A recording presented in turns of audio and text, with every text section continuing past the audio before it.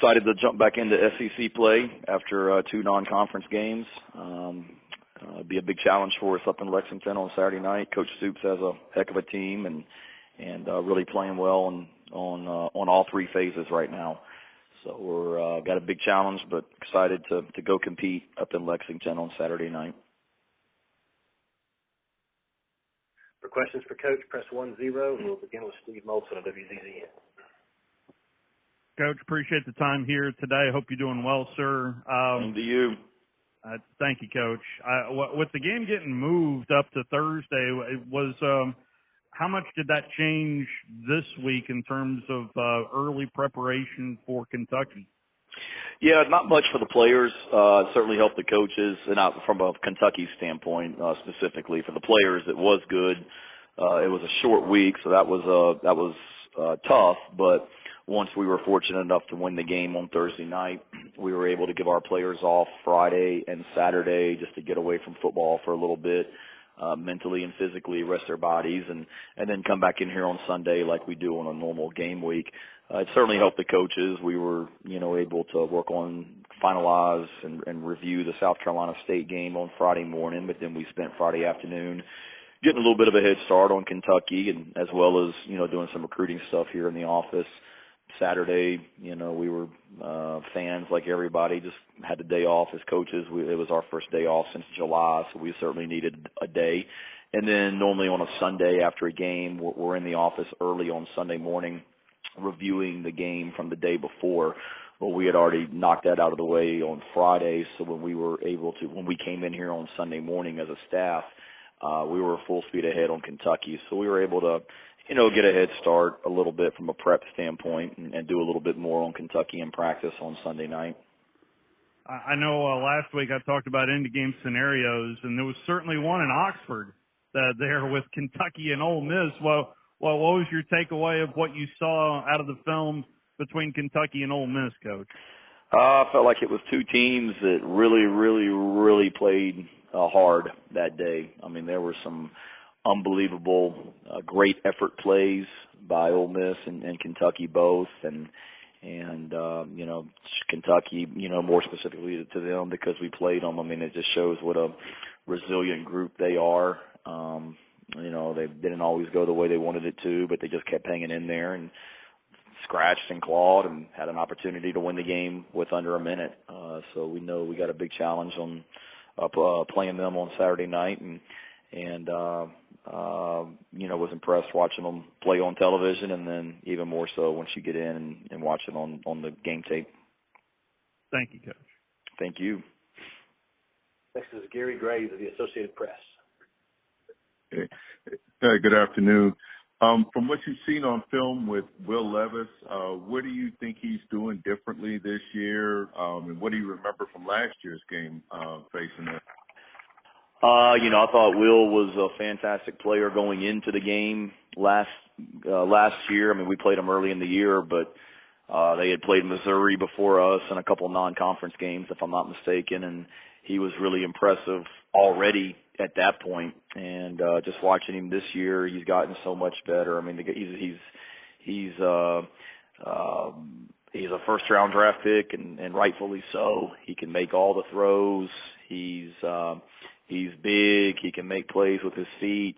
Really impressed with him, his ability to just, move in the pocket, whether it's stepping up in the pocket or move laterally, and then keep his eyes downfield and make throws. His arm strength is off the charts, and got a ton of respect for him. And I don't know him personally, but from, what you read about him and hear about him, he sounds like he's a fantastic person and fantastic leader for their team. And then last year's game, I remember it was a low-scoring slugfest. We certainly had opportunities to capitalize on some field position, and we weren't able to get it done. And credit Kentucky for that. They made the plays, and I'm sure they feel like they left a lot of plays out there as well. So it was a low-scoring defensive game, early in the season for us, and we weren't quite good enough last year to get it done. All right. Thank you, Coach. Thank you.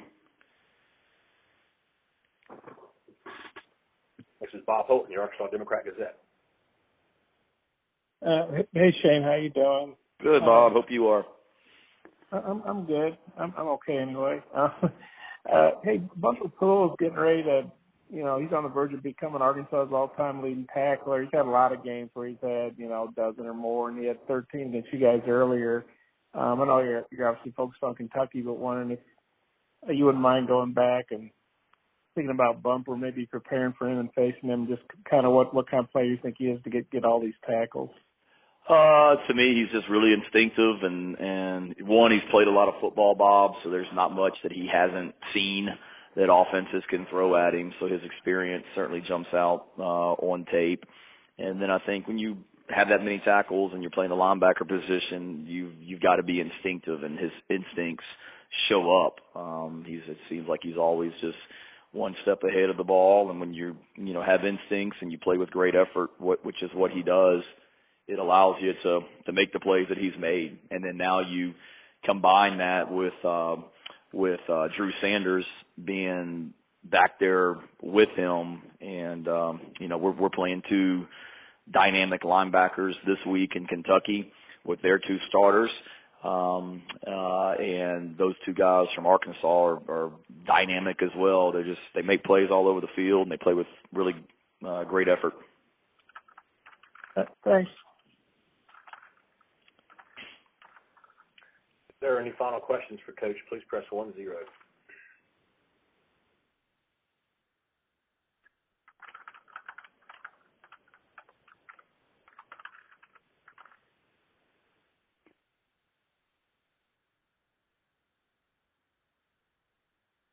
Next, we have AP Stedham of WHEP. Hey, Coach. Coach, I was wondering, what makes Kentucky more difficult to defend, this year's version of when they were running the football? I feel like they're running it this year as well. I mean, people talk about that, and maybe they've, in some people's minds, have had some struggles running the ball, but they were really difficult last year to defend because they could run it, and then they could throw it up to I believe it was Wandale Robinson, I think was his name. I apologize if I got that wrong, but they could throw it up. Now they've got, same quarterback and even more dynamic receivers, but then you bring, Chris Rodriguez back as well. So when I watch their tape and our defensive staff watches the tape, I don't think there's anybody in our program saying that they're having a hard time running the football. And then getting Rodriguez back certainly will help their run the football. So they haven't all of a sudden turned into a passing offense. I mean, they're still going to run the ball downhill, and they're also they got a dynamic screen game, and then they're able to throw the ball over your heads too with their weapons on the outside at wide receiver and tight end. Coach, and how has Spencer Rattler adapted to your system so far? I think Spencer continues to get better. It's game 5, and I feel like he's made improvement each and every week, and really proud of Spencer and the leader he's becoming on our football team, and the way that he's improved as a quarterback each and every week for us as well. And he's only going to continue to get better as the year goes on. Thank you. Going to be all for today, Coach. Thank you. All right. Thanks, guys.